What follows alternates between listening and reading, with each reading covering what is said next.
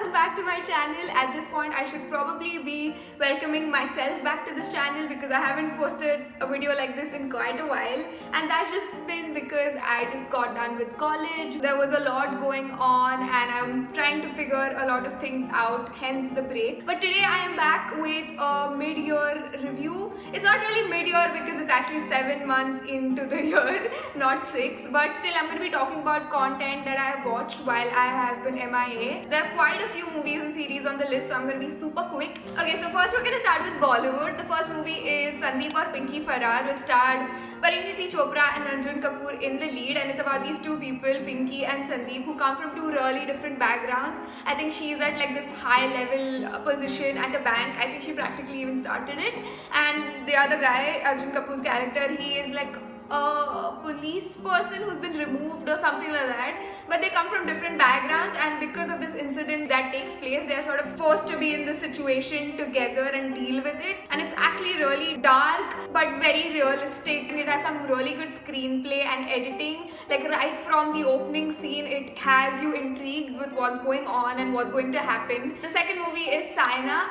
and this is obviously based on Saina Nehwal, the badminton champion from India, and she's played by Parineeti Chopra. And I think Parineeti Chopra doesn't get enough credit. Actually, I feel like she picks really good scripts, really offbeat scripts, and most sports movies have like a similar plot, right? Like they have a similar narrative. So I kept waiting for this, kuch to gadbad hone wala at a moment in the movie, but it didn't really come. So it was in general more of like a happier, jollier version of most sports centric movies. It's a good movie to watch, especially if you're somebody who's into sports or into watching sports a lot, because it's that kind of movie that gives you perspective on what it takes to be a player, to be a sports person. The kind of dedication, the sacrifices, waking up at 3 a.m. to practice daily. Also, another thing that I've noticed in most sports movies, and which is there in this one as well, is that there are so many people behind that one sports person that we see, either it's mentally or physically or whichever way it is, who have contributed to that person's life to where they've reached this day today. Okay, so now we're moving on to series. Next is Family Man, both the seasons 1 and 2. There was this whole buzz online. So a few things I liked about the series is that first, it's very true to its title, like Family Man. There are so many movies made on people who work for the greater good of the country, and they're usually portrayed in this, or their stories are usually portrayed in this larger than life ways. Like for example, War, which starred Hrithik Roshan and Tiger Shroff, those sort of movies, right? Whereas this was very like grounded and real, and really showed his turmoil as somebody who was doing something that he really was living for, and how that sort of affected him, how that sort of distanced himself from his family, and how it affected his family. It's also very like naturally funny, and it has a great story and acting, and it has a pan-India cast, which is something that I really enjoyed. The next one is Maharani, which didn't get a lot of hype online, but I thought it was pretty good. So it's like a political drama based on real life. It stars Huma Qureshi as Rabri Devi, who was a homemaker that went on to become Bihar's chief minister even when she didn't want to be. And Huma Qureshi in this is just phenomenal. Her acting is so good in this. So when her character Rani Bharti, she was a homemaker, goes on to become the CM, she's entered this environment, right? So with her we enter as well, and we see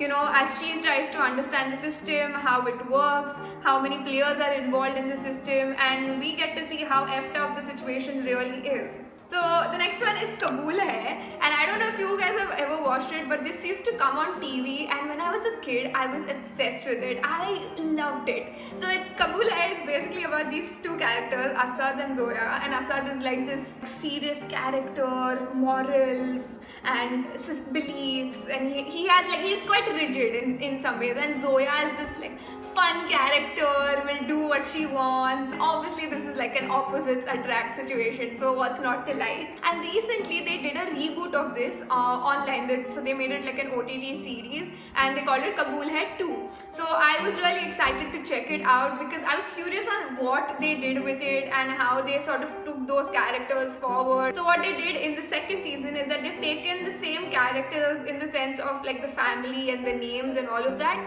but the situation is completely different. So it's almost like it's the same characters but different universe. Again, it's like opposites attract, star-crossed lovers, people who probably can never be together kind of situation, because Zoya is somebody of the, so she's the daughter of Pakistan's, I want to say prime minister or something like that, some minister, and he is an Indian athlete and much more. So I'd recommend it if you are somebody who really enjoys this sort of chemistry. But I have to warn you that it ends, at least this season ends on a major cliffhanger. Woohoo! Now we're gonna move on to something more international. Of course, I'm talking about K-dramas, and I have two of those that I have watched, two series. The first one is Descendants of the Sun. I loved it. So the series is about these two people. The girl is a doctor and the guy is like this special agent. He goes on these special missions with his team for really like dangerous things but important things, and because of that, because both of them have these really hectic lives, they don't really get a chance to be together how much ever they want to be or try to be. And also, you know, it sort of explores like the girl is not sure if she wants to commit to somebody who can really have, you know, break her heart or disappear all the time. And but I think what I was most pleasantly surprised with was that it's not just a rom-com series, it's so much more than that, because both the characters, one as a doctor and one as somebody again who's working for the country, both have this really strong sense of duty and love for what they do. And also I think most K-dramas have the secondary characters are not just there as supporting cast, they also have their own subplots and things going on, and I think that's what makes it more wholesome and fun. The next one is What's Wrong with Secretary Kim, which is another K-drama, and again this was like fun and different and enjoyable in its own way. Like it was funny, but then it also got like serious and dark. So it's about, again, these two people. The guy is like this owner of this company, the girl is his secretary, and she's been working for him like for years now, and she knows everything about him. And she decides that, okay, I've had enough and I need to leave and I need to figure myself out. And that's where he sort of wakes up and he's like, hold up, you leaving me? I can't have you leaving me. And that's where like all of this begins. But then also it goes on to become like so much more like emotional and darker, and there's like a history and there's so much going on. But it's also refreshing in the way where the guy is like really narcissistic, thinks too highly of himself, and the girl is just like, okay. The next series that I watched, I can't believe I'm saying it. The next series that I watched was The Vampire Diaries. Yeah, kill me now. But I ended up watching it because of Instagram, believe it or not. I don't know if you guys go through these things, but I have started watching a lot of content through Instagram because for some reason I keep watching the same sort of content of this particular series, and it keeps pushing that content to me, whether it's like these edits of these hot actors and actresses, or it's scenes from the movies, dialogues from the movies, and then I just watch it and I'm like, oh my god, now I need to watch it because I need to know like what's happening here and who are these people and who are these characters, and then I end up watching it. So yeah, for this I can't really go into the series, but I will say two things. One is that watch it only if you have a lot of time on your hand. The thing that was really interesting to me in the series is that this is the first time I was watching a series where the character, the protagonist, is somebody not likable at all, and still somehow the whole series works, which I'll tell you why is because the other characters sort of make up for it. And I'm talking about Elena, who's like the main character in the series. And she just gets worse, like she just gets annoying as hell in the movie, in the series. She's always complaining, she's always crying, she's like self-centered and she's selfish. But I think Nina Dobrev, the actress who plays her, does such a great job at playing multiple characters with the same face.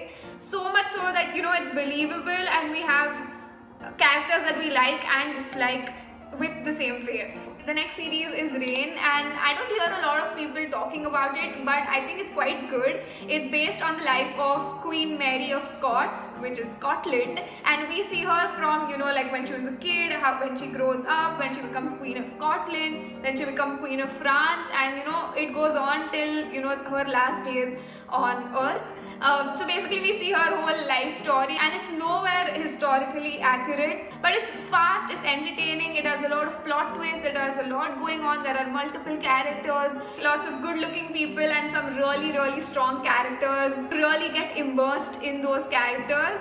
So if you are a history buff, this is definitely for you. Or if you're not a history buff, this is still for you.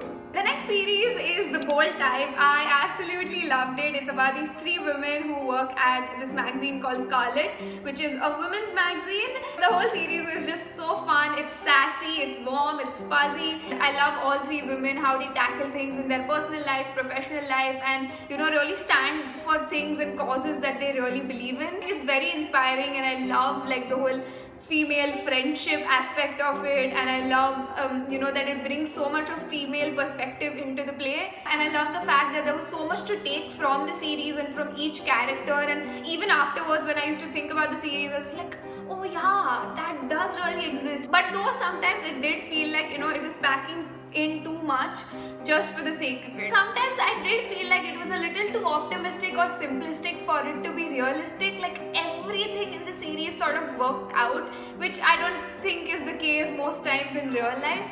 But I loved it. There are so many other characters from other shows like Jan from The Office who is here. So I really enjoyed watching it, and I highly recommend it. And the last one that I'm going to be talking about is Elite, which has 4 seasons, but I've just watched 2, and I don't know if I'm going to watch more of it. I started watching it because of Instagram. So it's about these people who go to this like really expensive school in Spain, and these people are like the most lavish, wealthy people ka kids, and there are these 3 people who come from like a lower middle, like working class, who join the school on a scholarship, and some things happen. There has been a murder, so there is a lot of suspense. That's what the series opens up with, and I thought it was a little bit anticlimactic because the whole series, that first season, is based on the suspense of the story. So I did think that the first season was super slow, but I did enjoy the second season. I thought it was much faster, there was more twists, there was more fun in it. So yeah, that was all the content, movie, series,